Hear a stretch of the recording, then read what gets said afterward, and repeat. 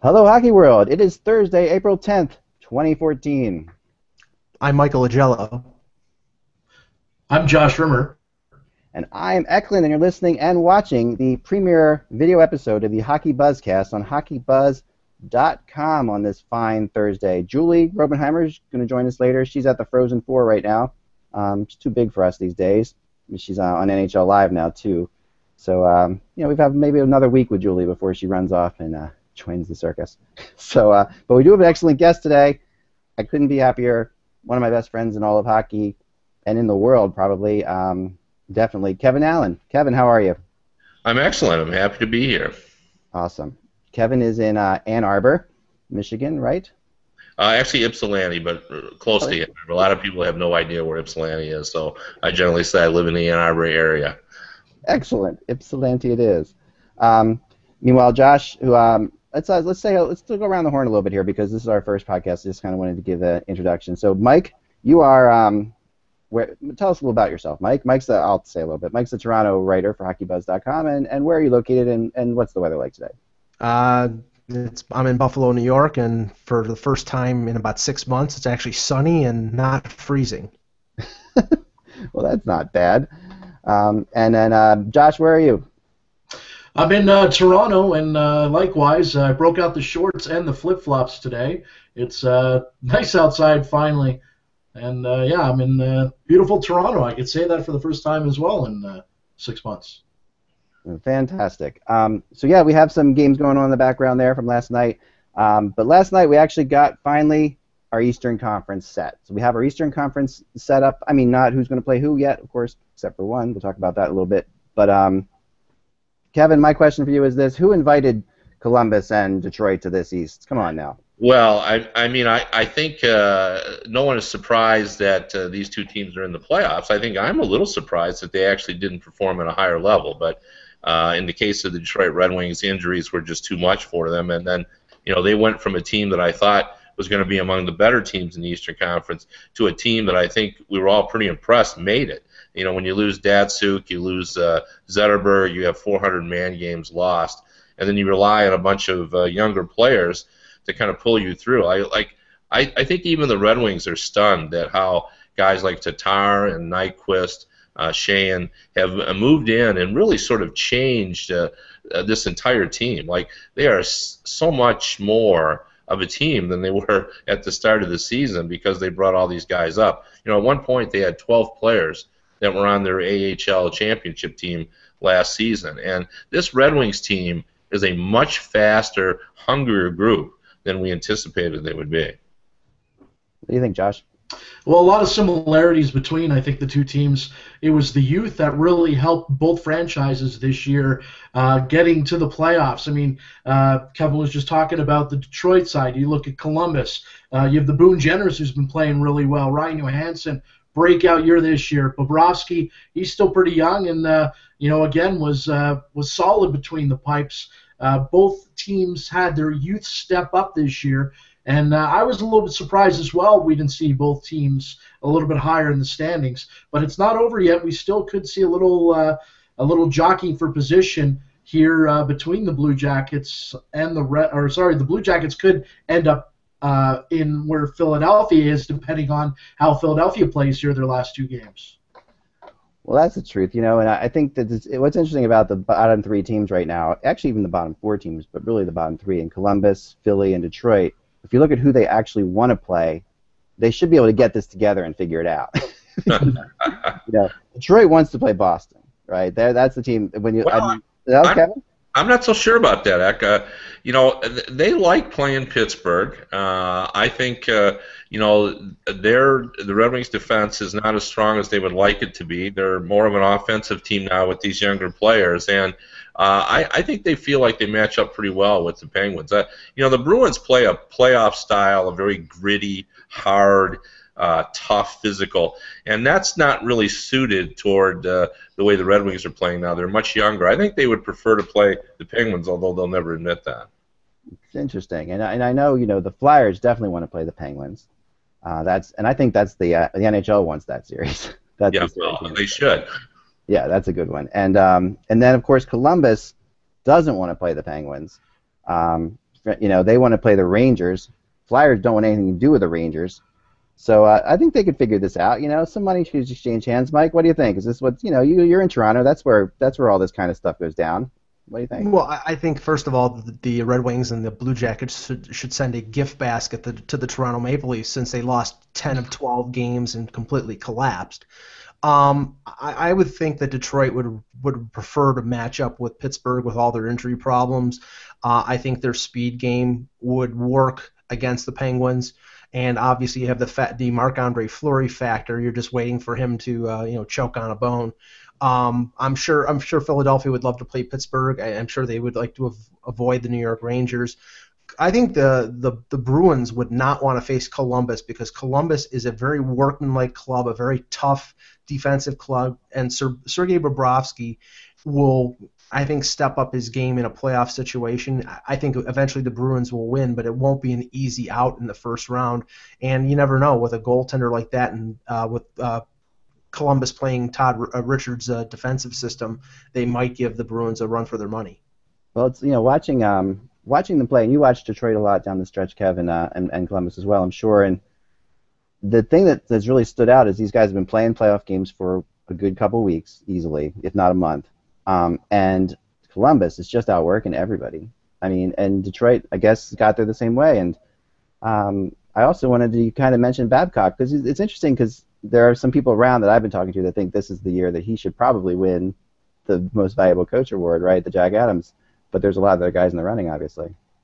Yeah, it's a tough year for that award. I mean, you look around the league. I mean, Patrick Waugh. It's hard for me to think that he's not going to win the award. I mean, he took a team that was essentially a lottery team, and with adding some younger players and sort of changing the culture, has made it a legitimate Stanley Cup contender. And you can't ignore the work that Claude Julien has done. You can't ignore the work that John Cooper has done of really changing the culture down in Tampa Bay, making that team much more of a contender than I think they anticipated they would be this season as well. So that's going to be a tough award, but I agree with you. I mean, it seems like Mike Babcock actually sort of rises up when he has these challenges. He almost sort of gets excited by him, and he said the other night that this team is completely different than he thought it would be, and he's never coached a speed team before, and that can't really be underestimated. When you add Helm, and Helm was there before, but he was injured,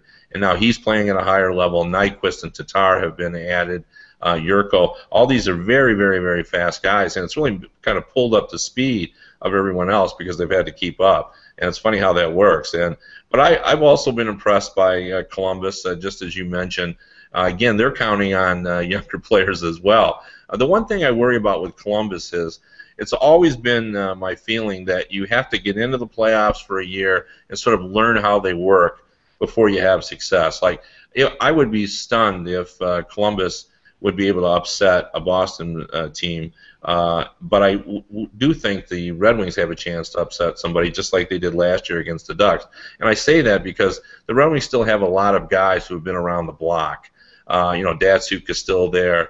At some point, Zetterberg will be back. They've got Franz, and Columbus just doesn't have that group that's gone through that before. At least not enough guys. That's a really good point. Josh, want to add to that? Well, when you're talking about coaches of the year, I think another guy that should be considered is Craig Berube. What he's been able to do with the Philadelphia Flyers. I remember at the beginning of the year they were, the laughingstock of the league. Ed Snyder was ripping them to shreds in the media, and obviously they fire Peter Laviolette and they bring in Craig Berube, and a lot of people didn't think he'd be able to get it done, but you know what, Berube has surprised a lot of people.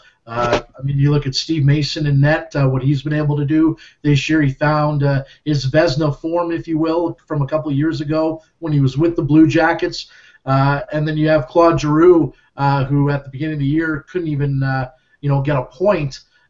He couldn't even score a goal, and all of a sudden, he's again in the top scoring leaders. And Wayne Simmons, if there's not a guy that plays Broad Street Bully hockey, that's your guy right there. The abuse he takes in front of the net and going crashing into the boards, and you know what, putting up some pretty respectable numbers as well. I think you got to consider Craig Berube as a possible Coach of the Year candidate. Yeah, I mean, I obviously I see this team all the time, and I'm pretty stunned that they made the playoffs. Really, after you look at the beginning of the year, I mean, they were. I mean, you're not stunned in the fact that the last 2 or 3 months they have been one of the best teams in the NHL. But when you remember back to the beginning of the year, yeah, it just didn't seem possible. You know what Craig Berube did, in my opinion? I just realized this the other day when I was at one of the press conferences, and I said to myself, as I'm listening, what is it about this guy? Because he was the assistant coach before, and a lot of times assistant coaches don't really work in that way. You know, they have a different kind of relationship with the players, more of a personal relationship, and I think that's actually what worked to his advantage this time, because the problem with the Flyers in the beginning was probably the pressure on Claude Giroux, and I think they made him captain too soon. I really do. I really felt that last year too when they made him captain, and Craig Berube is sort of a coach, but he was definitely a coach, but he's also kind of a captain. He's still a player in a lot of ways, his mentality. And I think he's sort of taken over more of the captaincy type stuff from Claude and given Claude a mentor. Claude was better when he had guys like Yager around, older players like Briere around.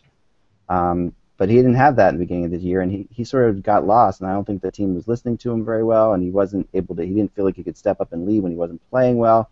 So that all plays into it too, you know. But Mike, what are your thoughts?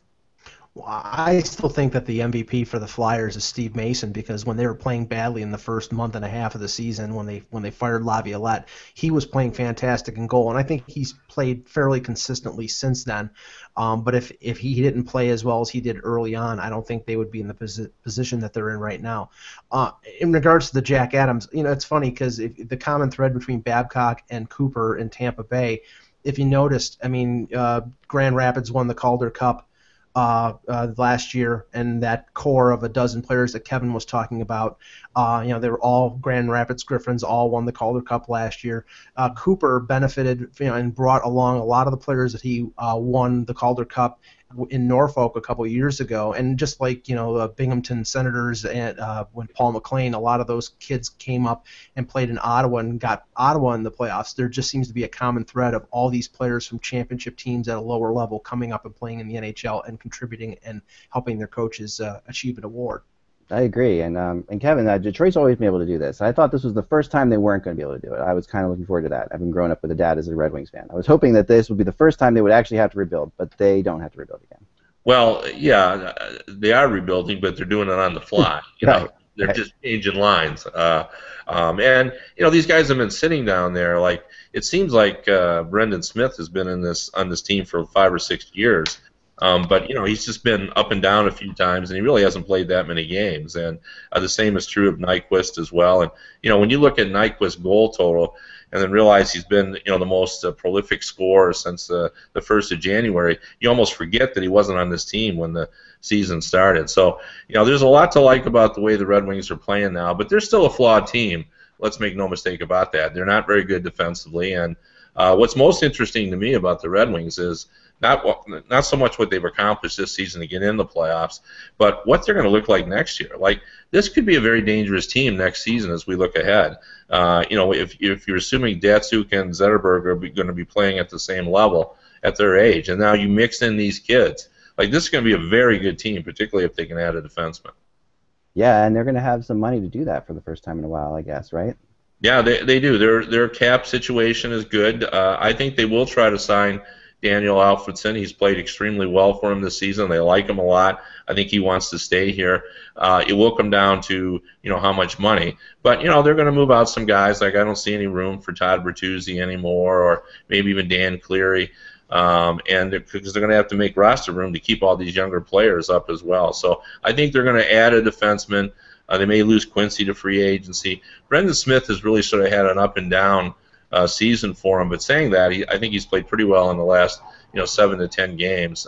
So I think he'll be back as well. But I think you're going to see some subtle changes. But I think for the most part, you're going to see the merging of the old team and the new team as sort of a hybrid, more dangerous version of the Red Wings. Not good news for the rest of the East. It's still looking on the outside looking in. And but speaking of teams that are kind of failing miserably, let's speak about Brandon Shanahan, whose name's come up in the rumors. Obviously, since a few days ago, Trevor Linden grabs the job.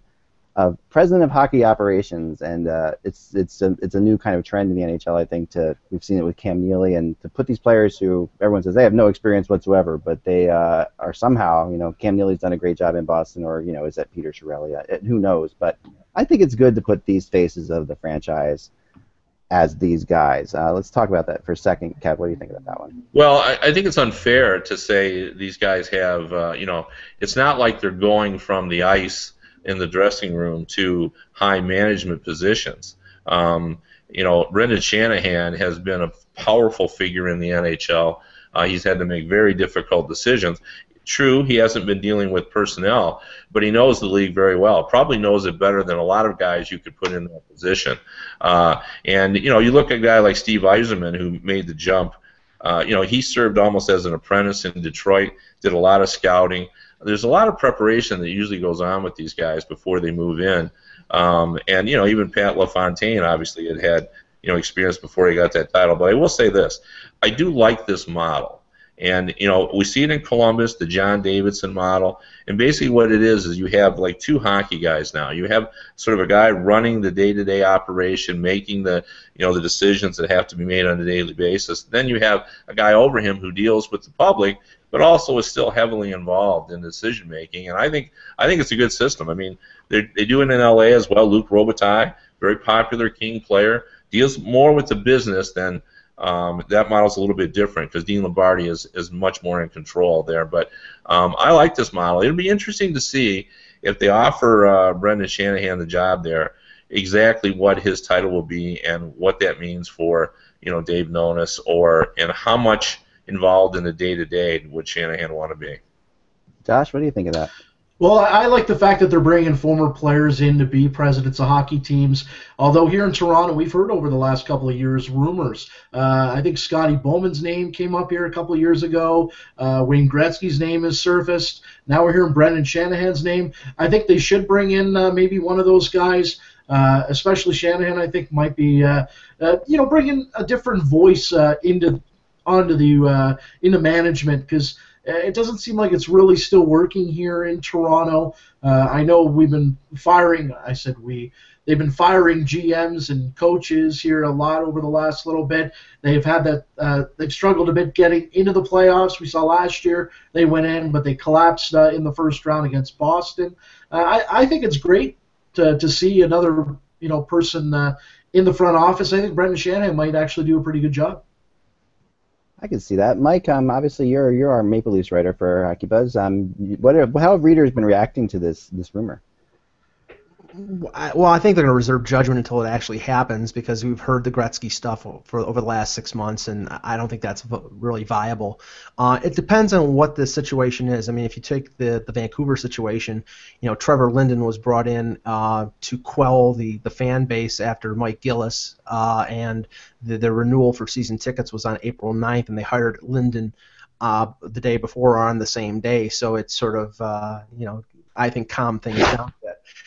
In Toronto, the interpretation was that this was a direct shot across the bow to Dave Nonis, but the thing is that Nonis, when he renegotiated and extended his contract by 5 years last July, was made aware by Tim Leiweke that they were going to hire a team president. So this was already in the mix. It was already cooked in the books that there was going to be a team president, whether this team succeeded or failed. I think Shanahan, if he's brought in, I'm sure he's going to want some control, like everybody else who has the title President of Hockey Operations. That's what I think happened with Pat LaFontaine, is that he thought he was going to have more control than he actually was going to be given. But I think Dave Nonis is still going to be the general manager, and in my personal opinion, I think they're still going to keep Randy Carlyle as coach. But the buzz around Toronto is that that's not going to happen, so we'll see. Yeah, that's a tricky one. I mean, obviously, firing of coaches, this is the time of year to talk about it.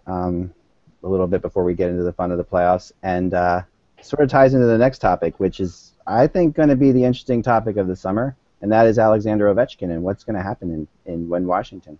I mean, here's a team that just had Ovechkin's got to be the most miserable 50-goal scorer ever at this point. I mean, he had a great year. He lost in the Olympics, but he scored 50 goals, but also was out on the ice for almost 80 goals scored against his team at even strength, which is just incredible when you think about it. Kevin, what is if you could at Yeah. all make sense of this. What are your thoughts on this? Well, first of all, you got to go back to Paul Coffey to come up with a Yeah. season quite like Ovechkin has had. A miserable 50-goal scorer, I think, is an apt description of what happened. It was incredible. I looked at one point late in the season, and he was minus 14 over a 12-game span.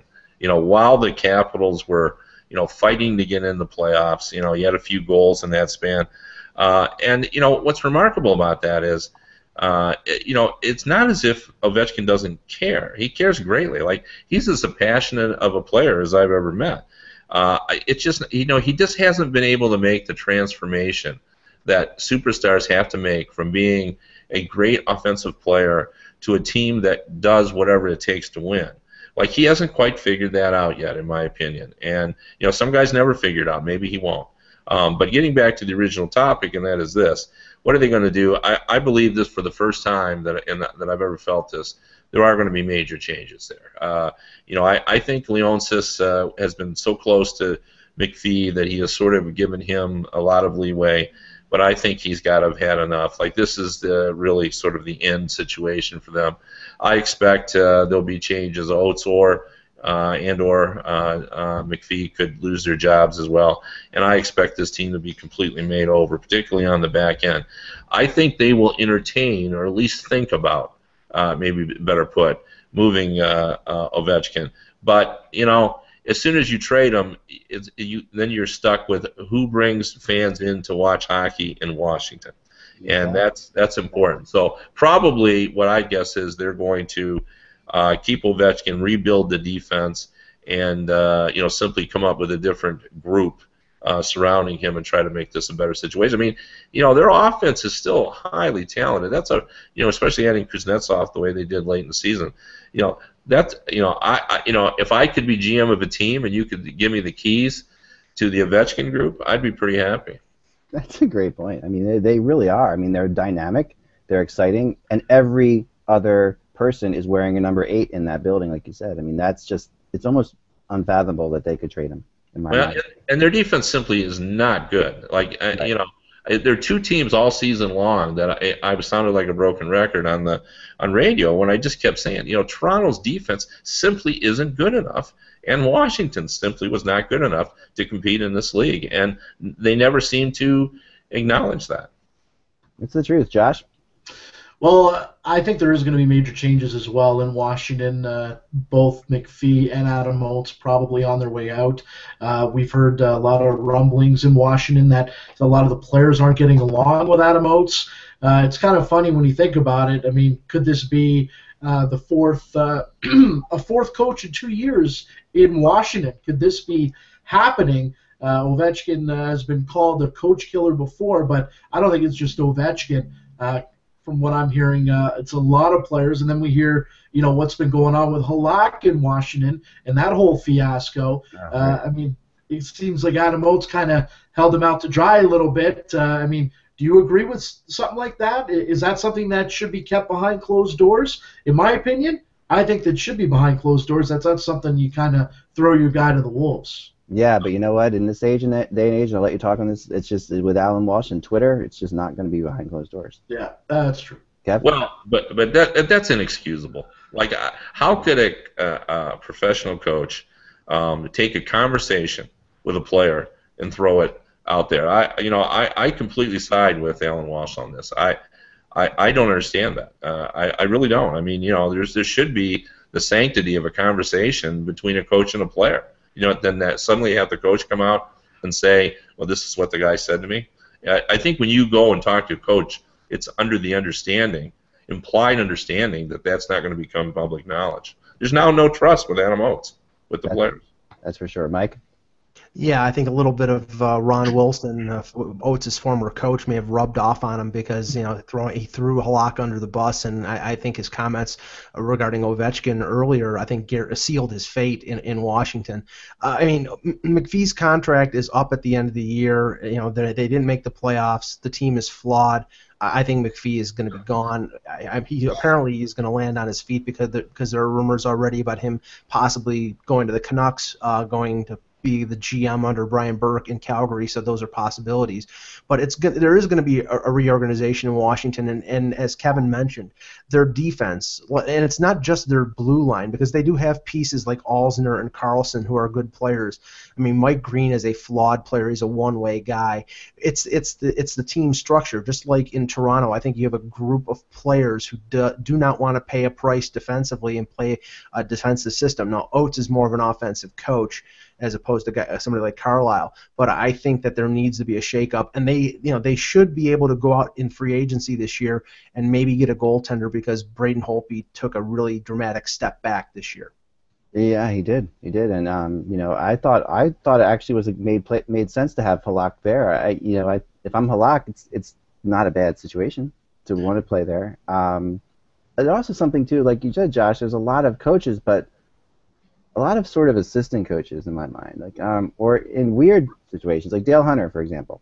Just a coach who really did well with them, got them into the playoffs, did well in the playoffs, but from talking to people, hated coaching pros, hated coaching NHL players, just thought that you can't do anything. I talked to somebody, a scout close to him and everything, and he said basically that Dale Hunter just was tired of the whole scene where he said when you're coaching in the minors, you have something you can hold over these guys because they want to get to the NHL. But when you're coaching in the NHL, what do you do? And that's the wall that Hunter sort of ran up against. Oates is also a guy who's been considered by many too soft, too assistant coachy in some ways. I don't know if there's anything to that, Kevin. You think so? Well, maybe a little bit. Although I've always kind of felt that the best coaches have sort of come up through the ranks. But now I think the tendency is to get them out of the AHL where they've had coaching experience. But the thing that surprises me most about Oates is I really felt he would have a better understanding of how to deal with Ovechkin because he lived and worked with Brett Hull, and very similar personalities. Maverick, rebel personalities. More offensive, resistant to change. Oates thrived with Hull and got to know him, got to like him, got to appreciate him, knew what made him tick, knew what got him going. So I thought he would move into Washington and be able to solve the Ovechkin riddle. So I'm surprised that he didn't hit it off with Ovechkin. Well, it would make an interesting draft in Philly if Ovechkin's name starts getting bannered about, that's for sure. Josh, you had something to add? Yeah, I wanted to go back to Brendan Shanahan. Nick Kiprios sent me a note a couple seconds ago, and he's going to talk about it tonight on Sportsnet Connected, is the fact that apparently there is an offer for Brendan Shanahan right now from the Leafs, but he's not going to take it yet because the holdup is he's waiting to find out what happens in New York. Apparently the Rangers' situation regarding Glenn Sather's future, maybe perhaps Glenn might be maybe taking an executive role, stepping down, but I guess Brendan Shanahan right now might be eyeing the possible GM job in New York. Why do I feel like that's a hall that you walk down with people just like with bones scattered, of people who are waiting to find out what happens to Shanahan in New York? Kev, go ahead. Well, I mean, Shanahan can afford to be choosy, just like Steve Yzerman could. Like, very similar situations. Like, these guys, are at the top of the pyramid of candidates. Shanahan had the opportunity to go to Calgary, didn't think it was the right situation. Like, people really respect Shanahan, and the issue is Shanahan has become. I know he's Canadian, but he's become a New Yorker. His family is there. He's ensconced there. He likes it there. So if he's got that opportunity, that makes perfect sense to me. And I think he would be a leading candidate if that's indeed the case. If Glenn is retiring, I think they would look hard at Shanahan. He might be the favorite. Why not, right? And also New Jersey, there's been rumors that we could finally see the big guy step down there. I don't know. I mean, I always kind of felt like that that Lou Lamoriello and Marty Brodeur would sort of walk into the sunset together at some point. That's kind of what. But I don't know. We'll see. Arm in arm. Arm in arm, exactly. I mean, no one's been more important to the franchise. But, yeah, that's good stuff, Josh. I appreciate that. And it's about all the time we have. So I just really wanted to thank everybody. Thank you, Kevin, for joining us. My pleasure. Hope to do it again. Absolutely will. And Mike and Josh, appreciate it. We will be back again tomorrow with some HockeyBuzz casts. We're going to try to do it probably tomorrow a little bit on the early side. I'll let you guys know when. And because we have a big state cup soccer game here with my daughter. So I get to go install a freezer now. So the big freezer outside that showed up today out of the blue. My wife ordered a freezer, so I'm going to go do that. And remember, guys, without the buzz, it's just hockey. Enjoy your evening. Thanks, guys.